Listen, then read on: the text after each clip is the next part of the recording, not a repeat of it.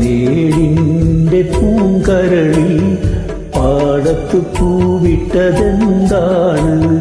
പറയാതിൻ്റെ പൂങ്കനവിൽ മാറത്ത് നീ തൊട്ട മറുകാണ്. പറയൂ പറയൂ നീ നല്ലഴകേ